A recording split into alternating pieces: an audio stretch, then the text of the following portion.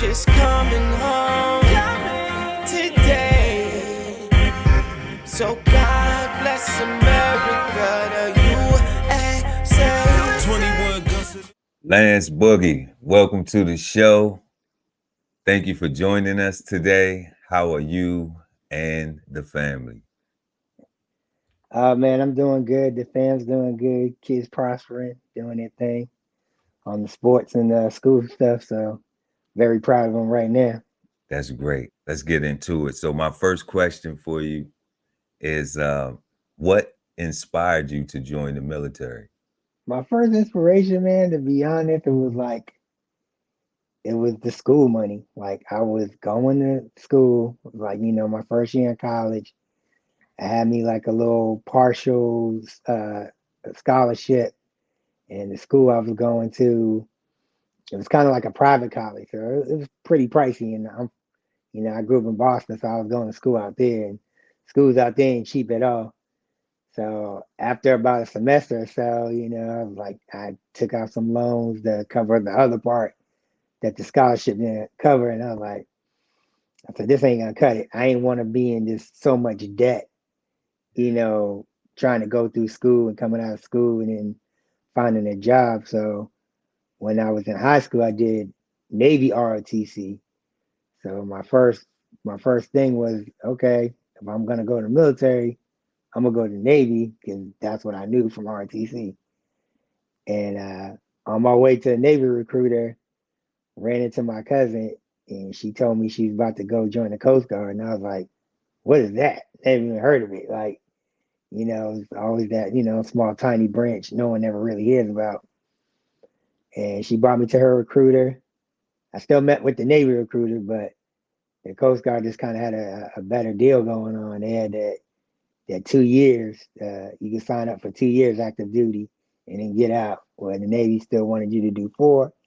And he was like, you get on a carrier, you can be gone for a year.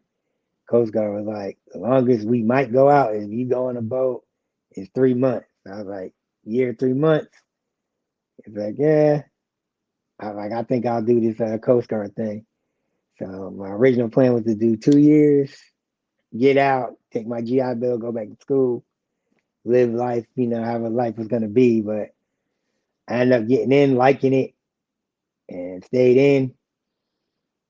And then once I got to about that 10-year mark, it was like, you gotta either stay in and get this retirement or get out and figure something else out. So it was still being good to me, so I stayed in, and I was lucky enough to be able to, put in the time to retire after about 22 years. And we thank you for all them years, all them wonderful experiences. Do you remember what boot camp was like for you? Yes, one of those experiences. I don't care how old you get. I don't think you ever really forget that. My boot camp experience to me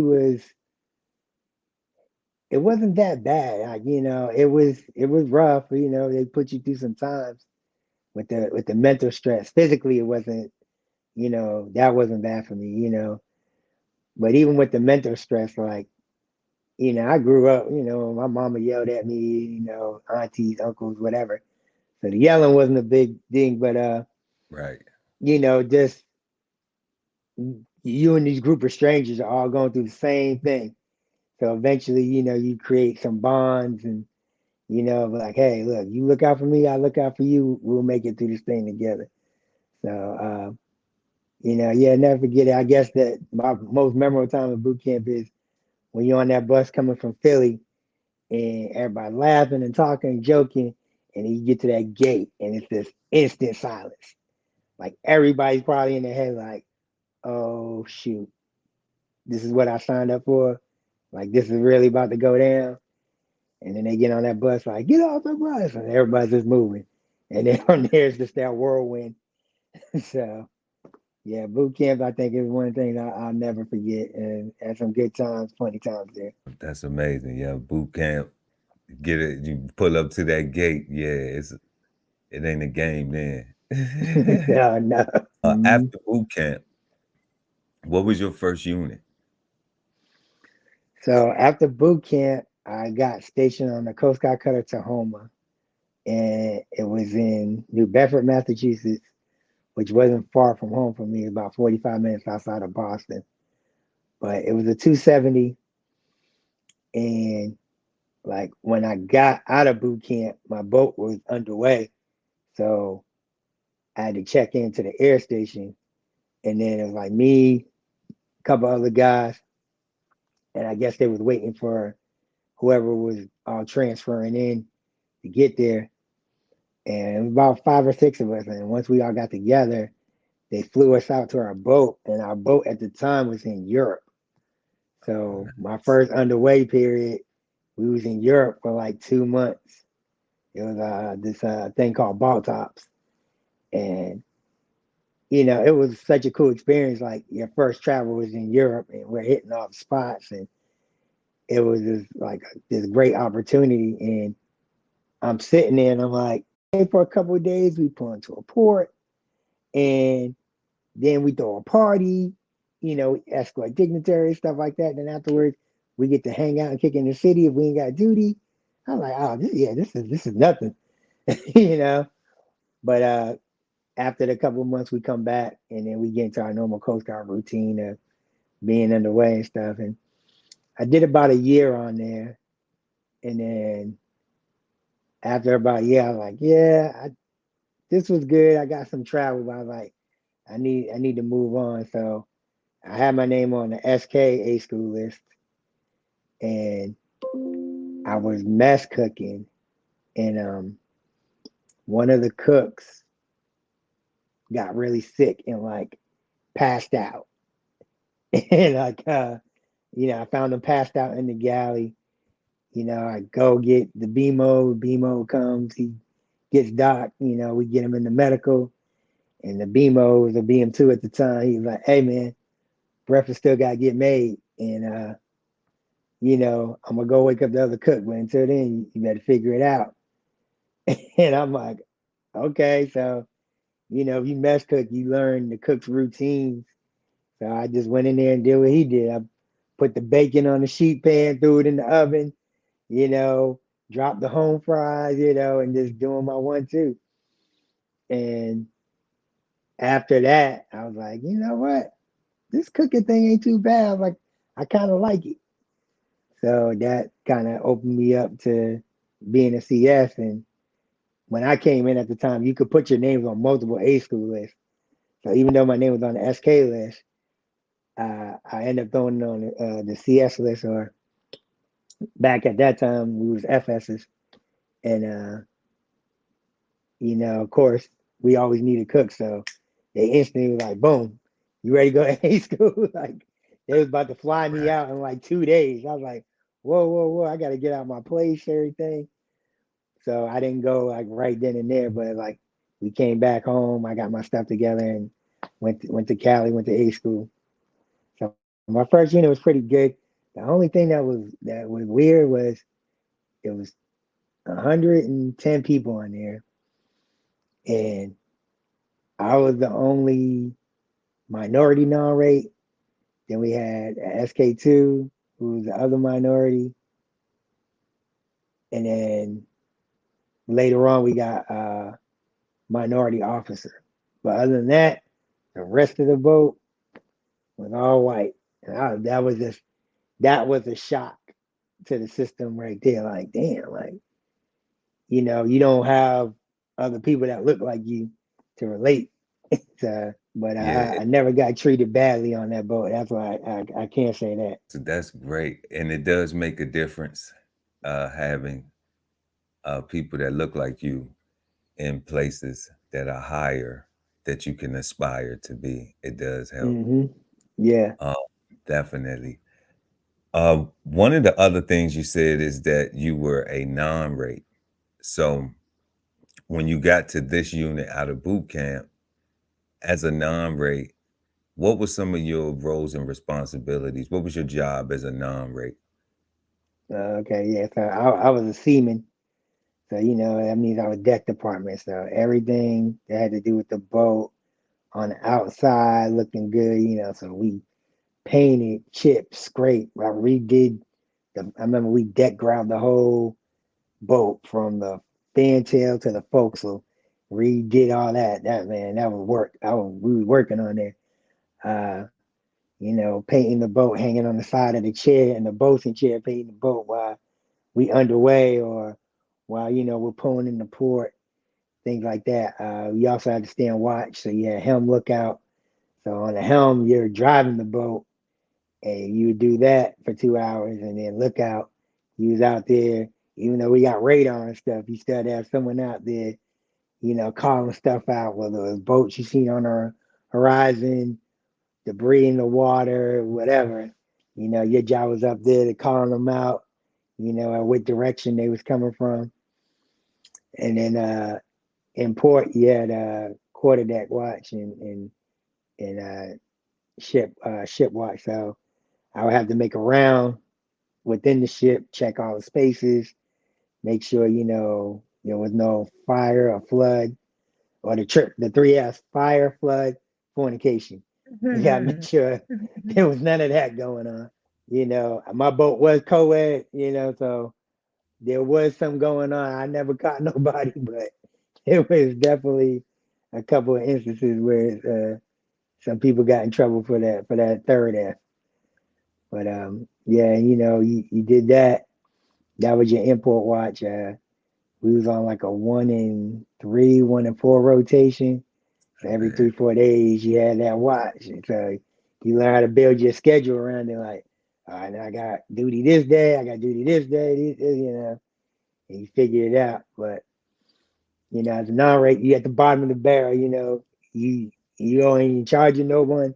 Everyone's in charge of you. At any point in time, someone say, "Go do this, go do that," and your ass had to kind of go get it, go do it, whatever. But it's probably one of your easier times because you got no responsibility.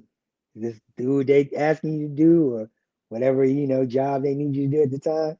Once you get it done, everybody kind of just leaves you be. That's right. So after FSA school, what was your first unit after you became a FS? My first unit and probably my most favorite unit, I got stationed in New Orleans, Louisiana, and talk about happy. Like, I didn't know anything about New Orleans outside of just little things I might have seen or heard on TV. One thing I did know though, I said the food there is gonna be phenomenal. So as a new cook, new chef, like, what better place to go to learn how to really hone your craft than a city like New Orleans? So that was cool. And like I was saying before, with my first unit, there was only like three minorities. I knew at least in New Orleans, like, the city would have a mixture of people. So like, even if I was like, I knew I was going to a base, so it was gonna be more people. So I figured it would be more minorities just by law averages and numbers. But I'm like, worst case scenario, I'm in a very ethnic city, so I should be all right, with my personal life outside of work. But I got to New Orleans, and the unit was phenomenal. It was a great unit.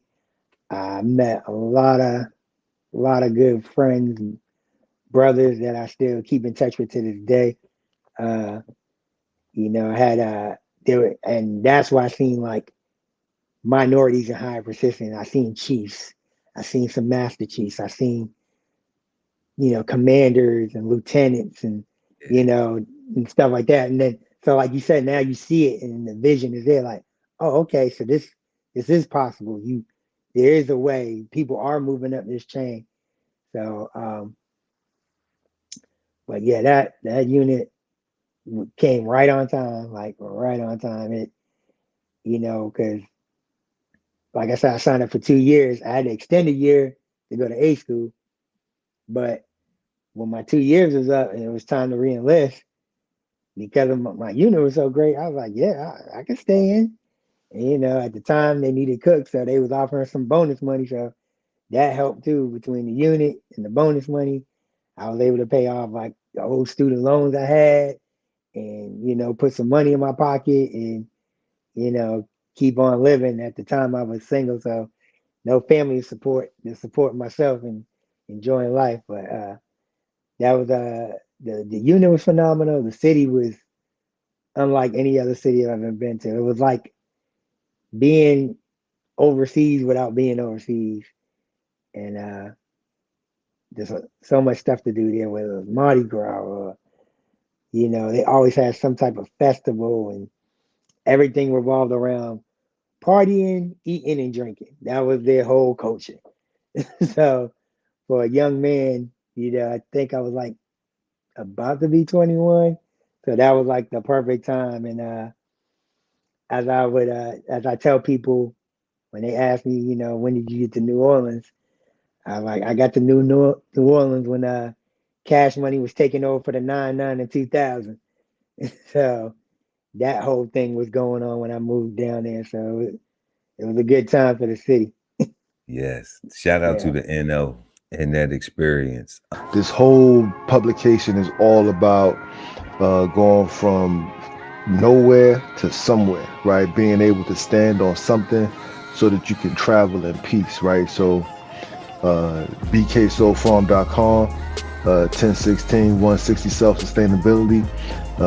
Jump on a list and get yourself together, right? Because it is irresponsible to not know how, to not even know what responsibility means, right? Or what it means for you to be responsible. So get yourself together, food, clothing, and shelter, protection of that, and support your interests and live. Okay, and we're back. So Lance, can you explain to our viewers what it is that you did towards the latter part of your career as a senior food service specialist and towards the end of your career? Yeah. So I mean, as a senior food service specialist, like towards the end of my career, I was just in a management supervisory position. So either I was in charge of the galley, making sure and I had people working underneath me. So, I had to make sure the budget was right, inventories, doing my junior members evaluations, things of that nature. At one point, I was in charge of the enlisted club. So that came with a whole different set of responsibilities, from contracts and making sure those are right words, numbers, all that type of stuff. And, securing events and parties, and still doing the food side as far as buying the food, cooking the food, catering, being MCs, things like that.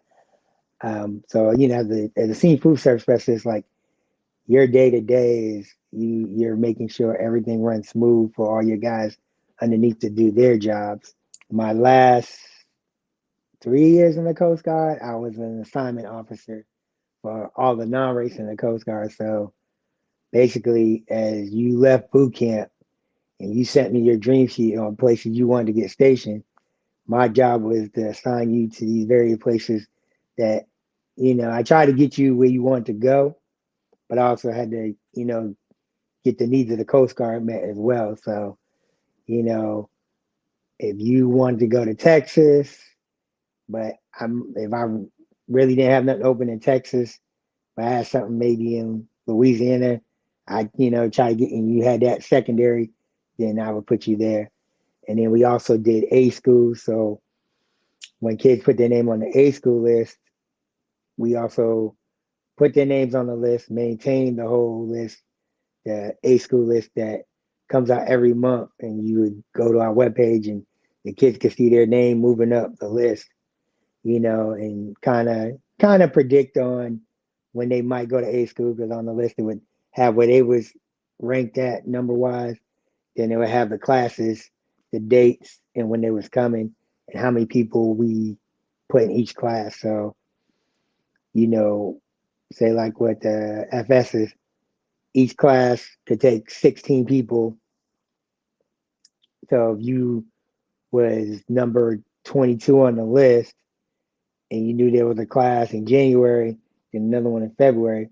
Well, 16's going in January, and then so you could kind of figure out, okay, I'm 22, so I should be in this next February class. So that detailer job probably was one of the more rewarding jobs I had, just because nothing I did in the Coast Guard prepared me for the assignment officer job. There's no job like that. There's no outside of the leadership dynamic and being organized. Like, you're dealing with people's lives, like where they move, where they live for the next 2 years, 4 years, however it's going to be. I took that very seriously, and I really tried to do the best job I could for our members that were trying to get where they wanted to go. That's great. That's great. We thank you for that, because I definitely know how important the detailer's job is and the stresses that they deal with. Phone calls, crazy. Yeah. And when you get people's spouses calling you, it's like, how you get my number, first of all. Wow. Stuff like that. And asking why we get stationed here or this, what's going on here. Like, whoa.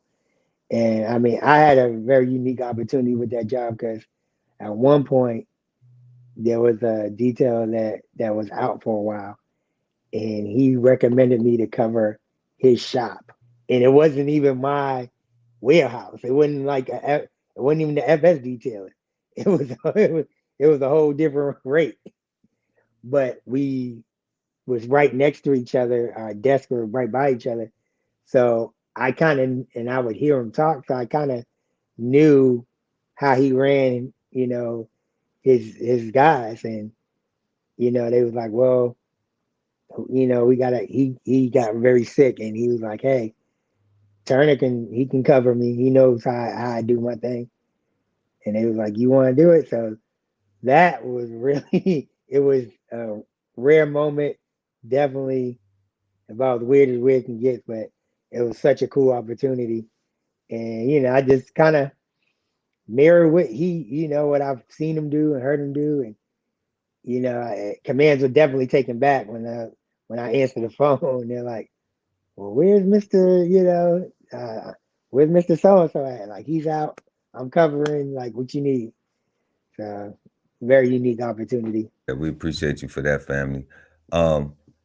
So my next question is, what type of advice do you have for any young adults that may be thinking of a career in the military? I would tell them, use the military for what you need, because they are going to get what they need out of you. So make sure you get what you need from them, whether it's school money or, taking these courses, getting these certifications, getting, clearances, secret, top secret, whatever, Yeah. Whether it's taking care of yourself medically, medical and dental, stuff like that. Make sure you get what you need from them, because they're going to get what they need from you. So when you walk out that door, whether you do a whole 20 plus year career, or you do 4 years, or you do in between the latter, when you walk away, you just walk away better off than you walked in there, and ready to go on to your next phase of your life. So, I've seen people do it, and then I've seen people not do it and end up in bad positions because they didn't take advantage of all the stuff that the military have to offer. And there's a lot that has to offer. There's a lot you got to give, but there's a lot you have to offer. Whether it's like I said, the courses, the schooling, the training, the learning how to be a leader, learning how to budget, learning how to become an adult, especially if you're one of these people that come from high school, right into the military. This is probably like your first time being on your own. So you got to learn a lot of stuff kind of on the fly. But make sure you get what you need from them, because, essentially y'all scratching each other's back. You signed a contract to give them 4 years, So make sure they give you something in return. Wonderful. Excellent advice.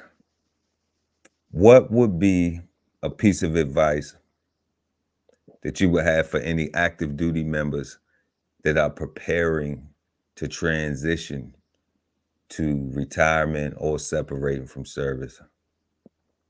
Um, have a plan, whether you're early in your career or you're getting down to the later years, especially if you kind of have a good idea of when you're going to retire or when you're going to get out. Like, you have these, I see these kids, and they're like, I'm doing my 4 years, I'm getting out. Okay, cool. That's your plan? Yep. What are you gonna do when you get out? All right, I'm gonna go to school. Okay, and what else? So and like, well, how you gonna live? How you gonna survive? Are you gonna work? You just gonna go to school?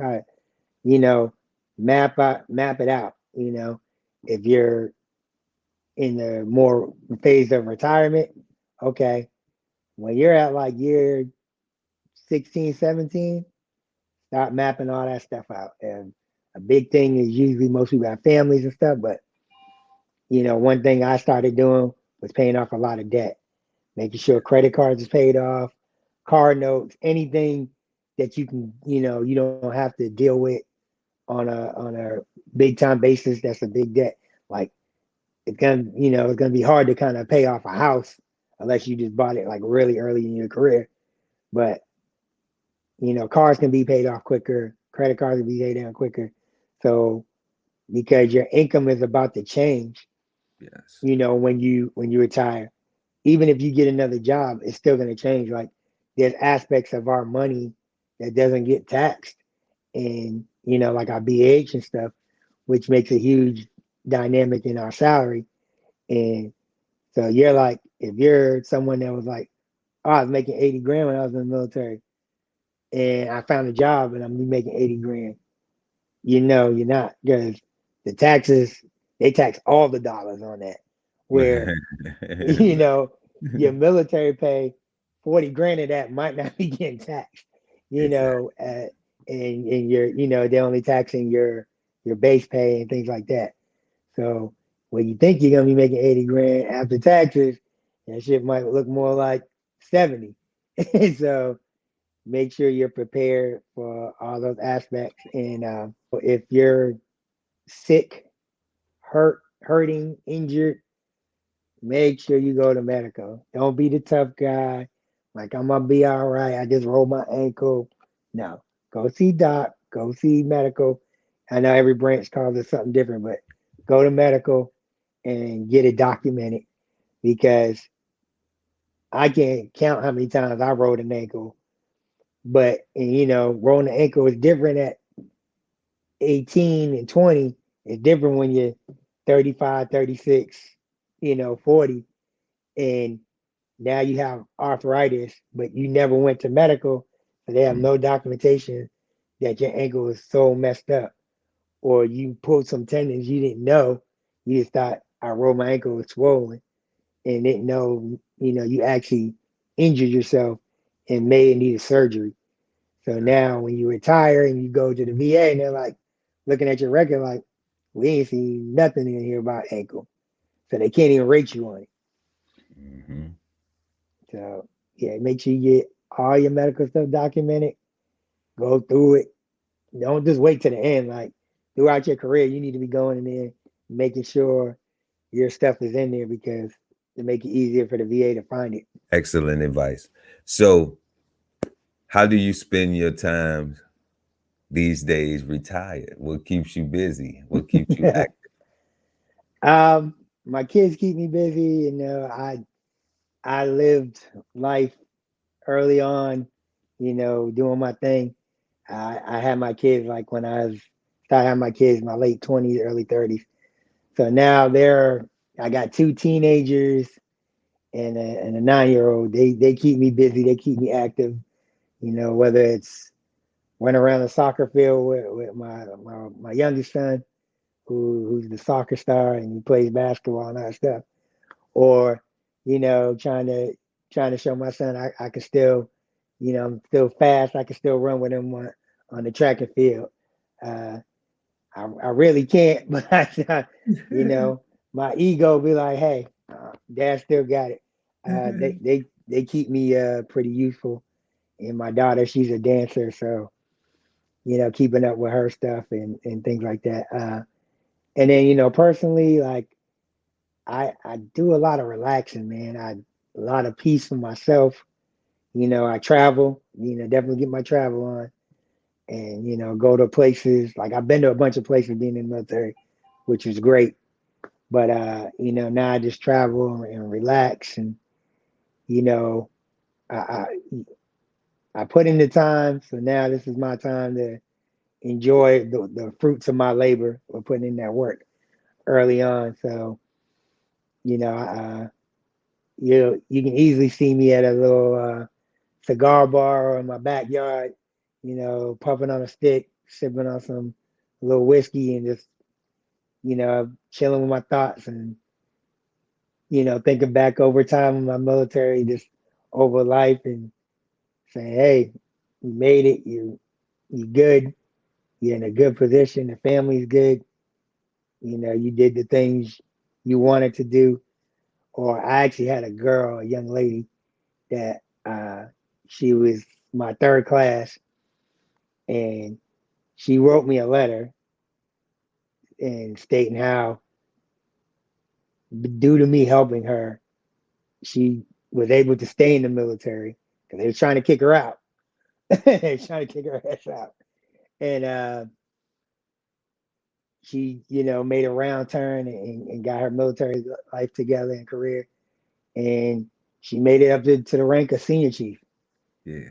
And, so I'm very proud of her. Like, she was a train wreck, and I think you might know who I'm talking about. Yeah, I do. I do. I know who you're talking about.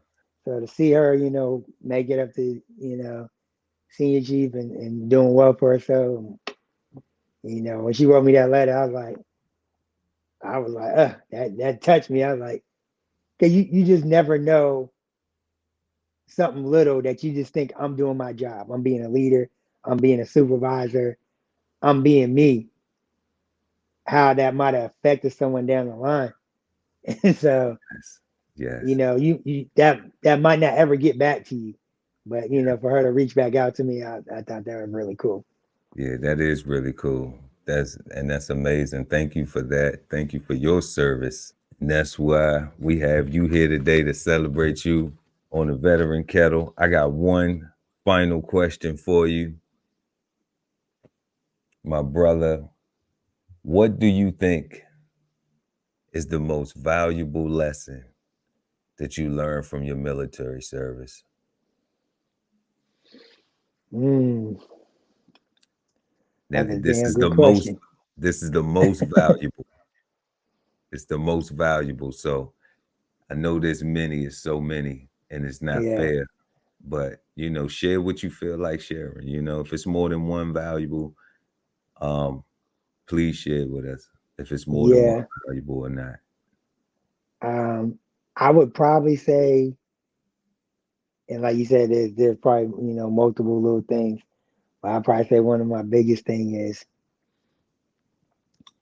even though we're in the military and our job is high stress and high, what we do, keeping the country safe. I would say the biggest thing I took away is how to treat people. Everybody's different. Everybody got different backgrounds. Everybody comes from different places. You don't know someone's story before they got in the military, what they went through or not went through, but just how to treat people. Like, there's been leaders I had that I would run through a brick wall for them. And then there's some I wouldn't, put water on them if they were on fire, and it all came down to the way they treated people. So that was like one of the biggest things is how to treat people, and not only how to treat them, but understand how to relate to them and how to come across to them. You can't treat everybody the same. Like, we might have to be held to the same standard, but you can't treat everybody the same. Like I had people, I could say, hey, I need you to go do this, and it goes get done. Boom, done deal. But then I had other people, you might have to light a fire under there, but to get it done. And once you kind of start realizing that the dynamic is like, okay, I know with this person, this is how I gotta approach them. With this person, this is how I gotta approach them. Because if you approach everybody the same, you're not gonna get the same result. Big Yeah. So at the end of the day, I need a certain result. So my job is to figure out how to get that result from that person to get the job done. So I would think, and I learned that from good leaders and I learned it from bad leaders, whether it was how I'm not going to treat someone or talk to someone or do this or how to treat them, how to understand them, how to, get them to open up. And, you can attest to, and a lot of people might not know this, being an FS, being a cook, whether you're a land base or a station or a cutter, we hold so many hats. And one of the biggest hats I think people think we are is psychologists. Like everybody always want to come confess to us. It's like, you're hearing this and you're like, man. And you're just like, can I help this person? Can I not help this person? Worst case scenario, I can lead them to someone that can help them. But we always get that. And like I said, I don't know, it's because of the job, because maybe we see them all the time, maybe because we're feeding them good food and they get relaxed, whatever the case may be, they just come to you. And it's just like, the stories and the stuff you hear, you're like, dude, I just asked how you was doing. But you never know when you just say, hey, how you doing? You okay? What might come out. So I would say that was probably one of the bigger things I got is just how to treat people and understand everybody got a different story. Phenomenal. Thank you for that. So that's it for us. Once again, thank you, Lance, Boogie, my brother, for your service and being on the show today. Thank everybody for watching. We'll see you next time right here on the Veteran Kettle Podcast. Our soldiers coming home.